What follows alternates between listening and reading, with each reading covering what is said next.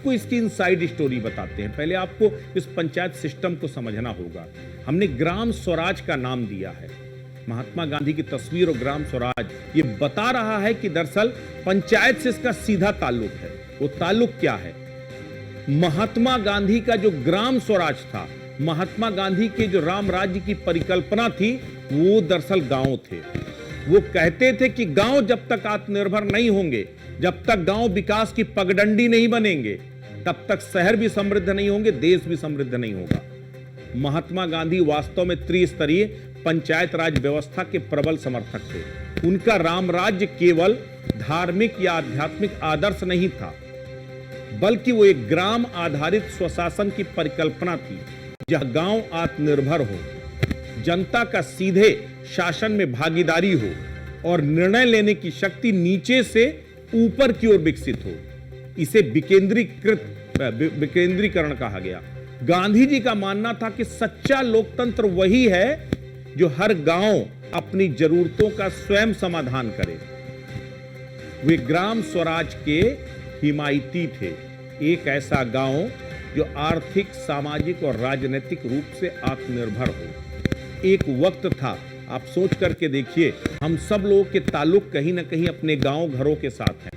एक वक्त था कि गांवों में सालों साल तक बाहर से ना सब्जी भाजी की जरूरत पड़ती थी, ना आपको जो है बाकी चीजों की जरूरत पड़ती थी। सब कुछ आपको गांव में मिलता था।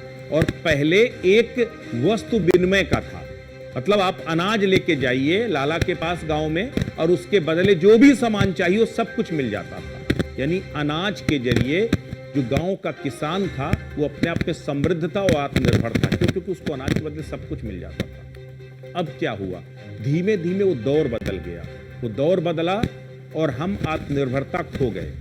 इसी आत्मनिर्भरता के कॉन्सेप्ट को महात्मा गांधी ने ग्राम स्वराज का नारा दिया था। उन्होंने कहा अपने गांव से ही स्वराज आएगा, सीधे जनादेश मिलेगा, लोकतंत्र को मजबूती मिलेगी, धांधलेबाजी और सौदेबाजी पर रोक लगेगी। इसके पीछे कॉन्सेप्ट यही था, जो ग्राम स्वराज या फिर गांव को मजबूत करने की बात थी, पंचायत सिस्टम था, इसके पीछे का उद्देश्य यही था। पारदर्शिता बढ़ेगी, जनता को जवाबदेही होगी।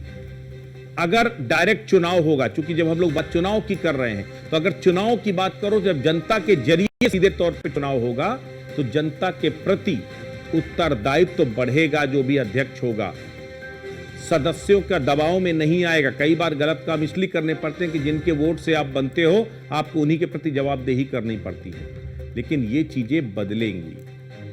हम गांधी के राम राज्य की बात कर रहे हैं। महात्मा गांधी ने उस राम राज्य की परिकल्पना की थी जिसमें सर्वजन हिताय और सर्वजन सुखाय का शासन हो, जहां न्याय, समानता, सहभागिता और नैतिकता पर आधारित हो ये शासन पद्धति हो।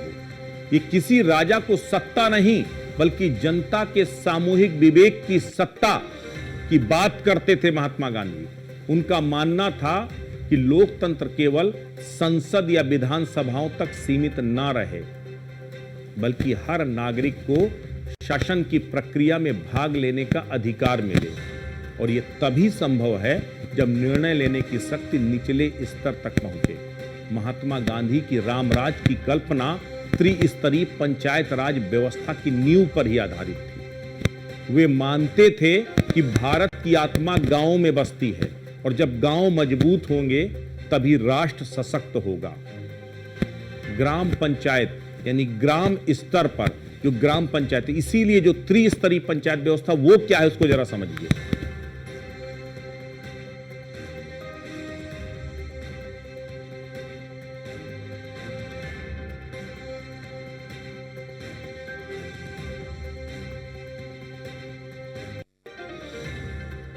स्तर की जो पूरी व्यवस्था है,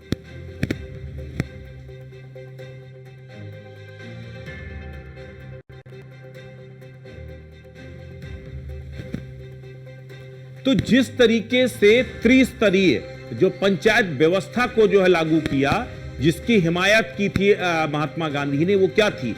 3 स्तर। एक ग्राम पंचायत यानी सबसे छोटी और सबसे महत्वपूर्ण इकाई है गांव, जो गांव स्तर पर सीधे जनता के द्वारा कौन चुना जाता है?